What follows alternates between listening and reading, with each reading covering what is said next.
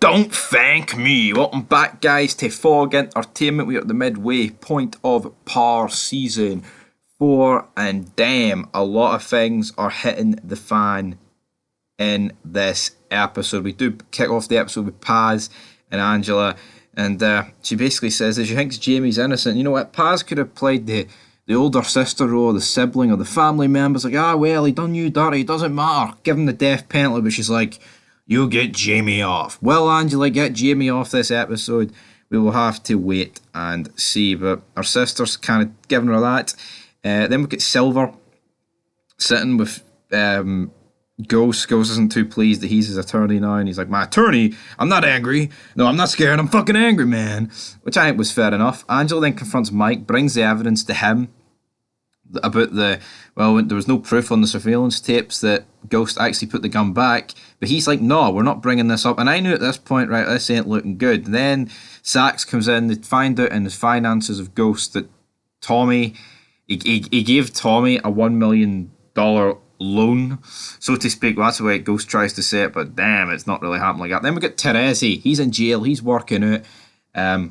He's looking a bit done. He then confronts the US Marshal that's been pressing the main man, Ghost, and he's like, I hear you get a transfer. He's like, oh, you want some one-on-one time with Ghosty Boy, the cop killer. How about you kill him, man? We kill him, you put it in motion. So yeah, it looks like these guys are all going to team up and kill Ghost. But then this scene that happens later on, I seen it like years ago, like on Facebook, you know, like when they just like post random like movie clips, and then you're able to like kind of see about what's going on. Silver then tells Tasha that she may have to testify, and like it's almost like we're teasing a romantic relationship between these two.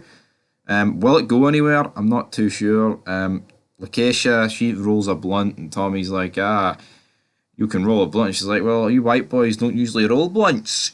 You have bongs. And he's like, yeah, play with this bong. And then he kind of gets his dick out, which was kind of a funny scene. But she asks him about Tommy. No, Holly, sorry. And he kind of like blanks her. And then but it was a really awkward scene, this, because, you know, you just knew that he wasn't going to acknowledge this. But like, she kind of like pretends, well, I didn't hear him just say that, did I? Nope, I didn't. Tommy then confronts Proctor.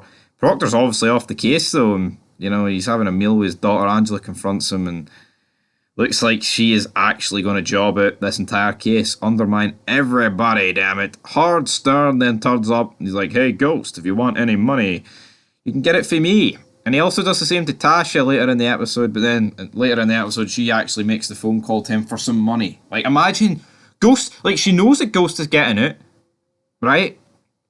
Sorry for the spoiler alert. But she phones this guy anyway. This just seems like a bit of a forced storyline to keep this guy around. Not a fan of this guy whatsoever. So for me, this can absolutely get in the bin. Kesha kind of lets slip that she is seeing a man and that he's a white boy. And Tasha's like, only white boy I know that you know is Tommy. But she kind of glosses over it. Angela then goes to see Ghost. Ghost admits to being in the apartment truthfully, 100% truthfully. But you're like, we've already heard all this stuff. Like, what the fuck's this doing? And then we think, right, is Angela going to do anything? Who knows? We then get this like really explicit sex scene between Julio and the Asian. But I can't remember where she worked, man. I think she worked for I can't even remember. But you know what? It was a pretty hot sex scene. You can't dispute that. And you know what? It's been ages. So I mean, we've had Tommy and like Kesha, but normally it was Ghost and Angela. Ghost and Angela every day of the week, but yeah, this was pretty explicit without actually showing you their bits, so to speak. But Jesus Christ, man, getting it on here, and Julio did not feature much in this episode. He really didn't. Tommy then like pays a visit to Tariq, and he's like, "Where are you getting all these clothes?" And he's like, "I saved it up. I need to be the man of the house. I bought them." And then he talks about losing his virginity, and he says that Dre dropped them off at the house. Dobbin, Dre, in it. We then get the case here between the hearing. We've got Ghost against Mac, Sax, and Mike. It's not looking good for Ghost at this point. They bring up the fact that, you know, there was this £1 million fee between Tommy and Ghost. But, you know, Silver tries to play it off as a simple loan between friends, but then Mike's on the stand, and because they had to make Ghost testify, he's able to withstand all these questions now for Mike, and things are not looking fucking good for Mike. It really is that simple. Well, he's not making things look good for Ghost Mike. He's fucking hitting it to him deep. He's like, I'm not a killer. He's like, but you did refer to Greg as Greg. So yeah, cards are on the table at this point. Tommy then thanks Dre for like doing this like underground setup that's making them a bit of cash, but then confronts him about Tariq. He's like, hell, you don't do anything that involves the family without you coming through me first. It's like, no matter what Dre does, there's always something that's affecting this like relationship with him and Tommy. It's like he could make Tommy $20 billion, but there's always going to be something, man, that's in charge of it. We then have Ghost. He's working out in the weight room. And then as this scene was happening, I just remembered seeing it. It was so explicit, so gory. I mean, the guy talks about maybe I could be with your wife and I can have your kids call me daddy. And after all the taunting of the past couple of episodes this season of this guy taunting Ghost, Ghost has enough. They get into a bit of a fight. The guy's getting the upper hand because he's using the police baton. Ghost then grabs the dung bell. He cracks him in the head, gets on top of him. I thought, now this is like when I properly remembered this scene. I was like, holy fuck, he's just going to crush his fucking dome here. And what does he do? He absolutely does it. And yeah, I mean, the roids on Ghost's fucking arms as he was crushing this guy's face, absolutely insane. Make no mistake about it, he crushes it. His fucking skull explodes. Epic kill, man. Honestly, this was fucking insane. This deserves so much fucking punishment. And like, praise. So he just sticks it with the blood everywhere, man. And he sticks it through his fucking skull. But obviously, because I remembered it, I knew that Ghost got away with it. I remember like the old guy helping him. Turns out the old guy's Teresi. Teresi helps him. They frame it on some other guy who was actually there to kill Ghost. And like, as they walk in, they're just like looking at like, what the fuck. Tracy gets him in a headlock.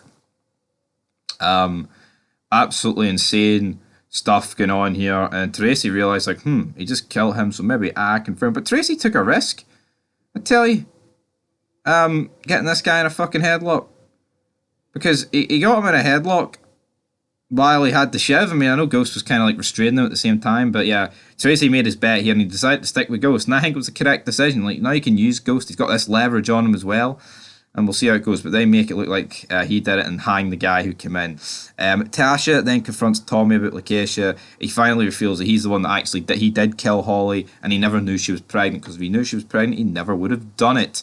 And I totally get his point of view. And at this point, it's revealed that now Angela Valdez is in fact going to testify, and she's actually going to reveal all the secrets, by God. And that's exactly what Angela does. You can see the disdain on like Mike's face about Angela doing this, and she brings all this up, and then they completely like throw another comment, like they just throw her under the bus. You've got Mike, your relationship, you give this guy evidence, you hid evidence, and then it just prompts Proctor, the judge, to essentially throw the case out. He's free to go, which is mad to think. Because, things weren't exactly looking good for Ghost. But now he's a free man, damn it. He's a free man. So, yeah, I really enjoyed these court scenes. Will it be the last in the show? I mean, it could be, but we'll have to wait and see. Kanan then visits Dre. Dre gives him his final payment. Tells him to back off Tariq. I mean, Dre's obsession with Tariq's fucking pretty mental. Julio then sees Kanan meeting with Dre. Now the problem with this is you can't really see too much for like Julio's perspective. Now, two things: if he sees him giving him a duffel bag full of cash, that could be worrying for Dre. Two, if Julio knows who Kanan is, like maybe he knows who he is but doesn't know what he looks like, that could also be big issues as well. So looking forward to seeing how this is going to all play out. I mean, could we see a world where like Kanan kills Julio? Potentially. Tommy then heads for Chicago. Chicago want him up there, so it looks like that's where he's going to go. Kenan returns to like the apartment he's been chilling at, and the police officer woman steps out, and it turns out that plan that we've put in motion at the end of last season, season 3, to basically kidnap Tariq and demand money from Ghost, is in play. But like Ken had a look here, like I said, no, I don't really want to do that plan anymore. But I want to fuck up Ghost, but I'm not killing his son. So I wouldn't be surprised if this is just a cop out ending. I really hope we do get something like this where Ken is like leveraging his son over a Ghost, but we'll have to wait and see.